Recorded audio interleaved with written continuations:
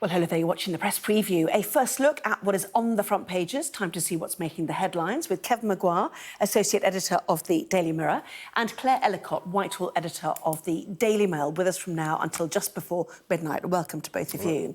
So lots to discuss. Let's check out the front pages, shall we? And the extraordinary events in the House of Commons over voting on a ceasefire in Gaza is top story for several papers, including The Eye, with their headline, Commons Chaos, as MPs walk out of Gaza vote.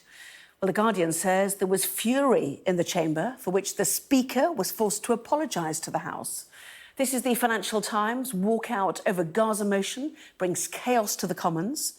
The Sun, meanwhile, pictures the King meeting the Prime Minister for their weekly audience, with Charles revealing that all the good wishes sent about his cancer has made him cry. Claire's paper, The Daily Mail, leads with a warning to bosses that they face breaching equality laws if they don't let menopausal women wear cooler clothing at work or work from home on hotter days. It's also the top story for tomorrow's Times, Respect the Menopause or Be Sued. Well, the couple who'd thought they'd won £2.60 on the lottery, but turned out to be nearly 62 million, are the lead story for the Metro. And Kevin's paper, The Mirror, likens their champagne celebration to something from Only Fools and Horses, calling it a del of a win. A reminder, by scanning the QR code you'll see on screen during the programme, you can check out the front pages of tomorrow's papers while you watch us. £2.60. Lucky things. Anyway, so lots to talk about. You're Whitehall Editor. What did you make of this evening? I mean, the word that has been used all through today is unedifying. The scenes in Parliament were just utterly unbelievable. It sort of started out as this motion that Labour had tabled. It was an SNP, it was an opposition day debate. There was a vote on Gaza.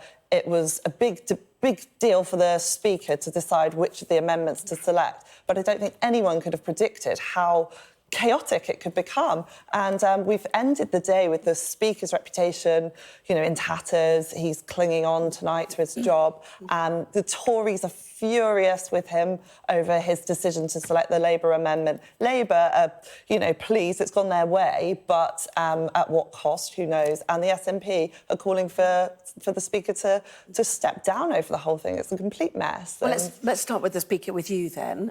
Was he doing right by every member of Parliament, as he suggested as part of his apology, or was he nobbled by the Labour leadership to choose their amendment?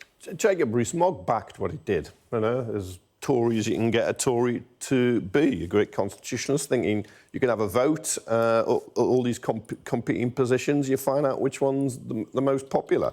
It's clearly backfired, there's no question of that, and Lindsay Hoyle is vulnerable, but he's never been partisan to Labour. Yes, he was a Labour MP, or they elected at the last election as an independent. I hear Labour MPs complaining he's too close to the Tories. Most of the time. I agree it was unedifying. It was pretty awful. There are people dying in Gaza, Palestinians and probably Israeli hostages. And I'm not sure many people would have been watching from Tel Aviv or Jerusalem or Rafah or Ramallah, but people watching in Britain would have just seen a kind of pantomime playground. And look, there's politics on all sides in the parties here. The SNP thought they could drive a wedge and split Labour, and their little ruse failed. The Conservatives are upset because that ruse is unfailed. Labour and Starmer are probably the winners from that, because they've now got the House of Commons back in the Labour motion, which had no impact on the government. But nevertheless, they can say now... People like Jacob Rees-Mogg didn't realise that vote had gone through on a nod. Oh, he was furious about that. He was furious about that, and he raised that point. It's just awful. I mean, maybe you could have a replay next week and do it in a slightly different way. But that actually probably should happen, shouldn't it, really? Don't you think? Possibly, if you're going to... The SNP don't want to be in the UK Parliament anyway, so they've got an extra grievance to nurse when they go back to Scotland. Although I will readily acknowledge that many of them do have a deep-held concern about what is happening in Gaza and think there should be a ceasefire. But if some MPs didn't even realise, the Labour amendment had gone through on a nod without division, and some people were extremely aggrieved by that, then therefore people don't genuinely know what the British Parliament's view is of whether there should be a humanitarian ceasefire or whatever you want to call it, because the different amendments said different things. So what should happen now? Well, I mean, so I think that was a really key point. Lindsay Hoyle said that he wanted the whole House to have its view. And in doing what he did, you ended up with a situation where the SNP didn't even get to vote on their amendment, which is what triggered the whole thing. And so loads of Tory MPs are furious that they didn't get to say, to give their views on things because this all went through on the nod. Reflected in The Guardian there, fury in the Commons. Yeah, sorry, carry on. Yeah. Yes, and the Tories have, one of the Tory MPs, Will Wragg, has tabled an EDM, an early day motion, just a procedure to say that he's got no confidence in the Speaker. And the SNP are furious with Lindsay as well. So Lindsay will be battling for his political survival. He's got meetings with the leaders and the chief whips tomorrow to try to sort of brazen it out. But there's no question that his reputation's taken a knock. If you're the Speaker, you are supposed to be the kind of neutral arbiter. And there's, you know, if he doesn't have control of the House, if he can't command the respect of the members in the House, then he can't really stay in his job. There on The Guardian, we have a picture of somebody behaving with far more dignity than many MPs. But the most remarkable aspect I found it is that a governing party, the Conservatives, who have a majority in Parliament, most of them walked out. I mean, I've not known that. The SNP walked out of Prime Minister's Questions with Ian Blackford when he was leader a couple of years back. I remember that. Seemed to be the making of him, actually, and his performances picked up afterwards. But I don't, in all my time, recall the governing party walking out and all of a sudden just surrendering on foreign policy, giving up and letting Parliament decide something else, even if they didn't realise it was deciding, which just adds to the farce. Yeah, well, then there was the whole point about whether the feed, the pictures we're seeing now, should be cut off, whether the MP should vote to sit in private. Sittings in private, I read here, in peacetime are extremely unusual. The last two occasions on which the House sat in private were in November 1958 and in December 2001.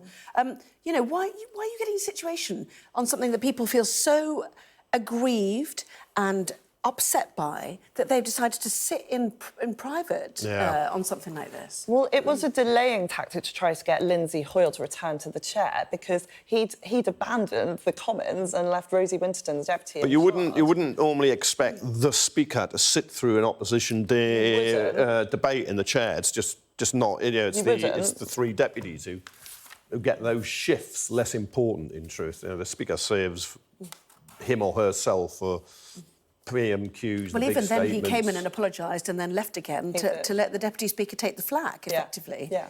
Well, this is it. I think you're right that normally he wouldn't sit in those evening sittings, but on a day like today, when he's selected gone against the convention. The convention, and selected an amendment that he wouldn't normally select, caused, chaos and fury across the House.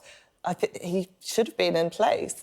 You know, Stephen Flynn, the Westminster leader of the SNP, was saying, where's Lindsay Hoyle? And the Tories were saying, where's Lindsay Hoyle? And one of the reasons they walked out was because, I mean, this is an opposition day debate, none of it's binding on the government, and they didn't have any power over what was going on after the Speaker so that's why they chose not to bring forward their amendment.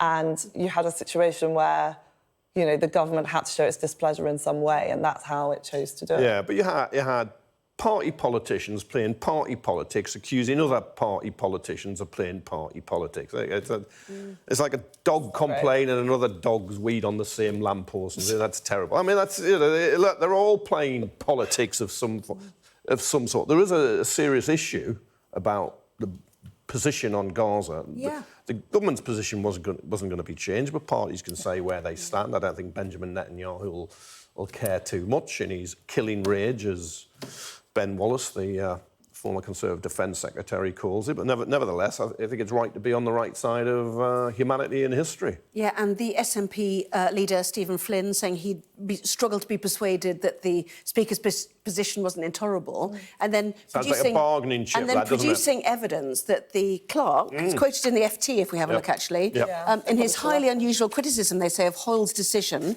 as breaking with convention, Tom Goldsmith, the Commons clerk, said long-established principles are not being followed in this case. The point being that the opposition party that had brought the motion was not going to get their motion heard. But he also accepted it. The Speaker can change the rules. Yes. Yeah. Which seems to be getting less prominence. Yeah. Well, Lindsay did say these rules are, outdated, but I think it's evident from his rather, his apology that he thinks he made the wrong decision. Yeah. Well, it's the result. I suppose that's what the SNP and the Conservatives are going to make sure happened. That it didn't work out the way it was intended. And if they can weaken the Speaker, they think they will have greater sway themselves, and you'll have to be treating them with kid gloves in future. King's tears, front page of The Sun now.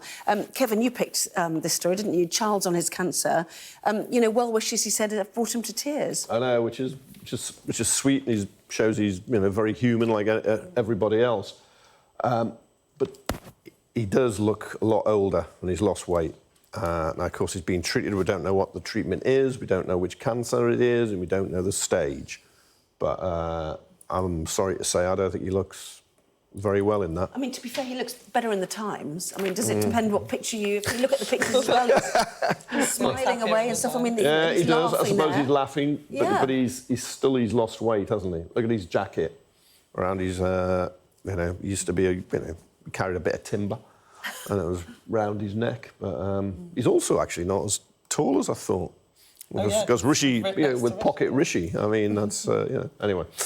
Yeah. But he is, you wish him well. It's interesting he's chosen to broadcast these pictures of this weekly audience, because if you're sort of on sick leave, effectively, you wouldn't have to do this. It's supposed to be reassuring, I presume? Yeah, so it's quite unprecedented for them to do this, to let TV cameras, because this is the private audience between the Prime Minister and the Sovereign. So it's really interesting they've let the cameras in, and I'd imagine it is for reassurance that Charles can laugh. He obviously wants to send a message out that he's been so touched by the well wishes and all the cards he's received and all the support for all the cancer charities that's come as a result of him announcing his diagnosis. So it's quite a touching scene, and Rishi Sunak, laughing and joking with him. I'm sure it will be reassuring. Well, we saw the Times there, respect the menopause or be sued, firms told. It's on the lead story, or the front page, rather, of your paper as well. Yeah. The Daily Mail, bosses must make allowances for menopausal women, presumably to let them keep working after the age of, into their 50s and so on. Yeah, so I think, the menopause is something that's being talked about a lot more now than it has been before. And this is the Equality and Human Rights Commission sort of catching up with that, I think. And the idea is that, it's going to put the onus on employers to make sure that women who are suffering things like hot flushes and aren't able to, wearing uniform in hot weather, that there's some sort of dispensation for that, and that, that their employers can actually be sued if they discriminate against women who are suffering from this. It's quite an interesting move. I mean, obviously it puts a burden on employers in some sense, but you can't help but think it's quite a positive development. And, women, I think there's some extra detail in the Mail about how women could have, fans on their desk or would be able to work from home on days when it's really hot, and it would be a struggle for them otherwise. Yes, and they quote Baroness Faulkner, head of the Human Rights Commission, saying that they are concerned by how many women report being forced out of a role due to their menopause-related symptoms and how many don't feel safe enough to request workplace adjustments. So that, a shift, really. Oh, well, if I mansplain, it will be in the interest of those companies if they keep employees. But it's if you stop and think about it, it's quite obvious, really, because we have maternity rights, so women have children who would be extinct very quickly if they didn't. So if there is a condition, a change in the biology, the makeup of women, that's going to happen, how your body functions, is going to just affect one group. And of course, you'll breach equality laws if you don't make allowance for that. And we now need to allow teenagers to go to school later. That's the next campaign, isn't it, really? I'm totally in favour of that. I'd feel safer talking about that. You're not going to call it. Yeah. I won't be accused of mansplaining the men or pause. We'll see you shortly. Thank you both very much indeed.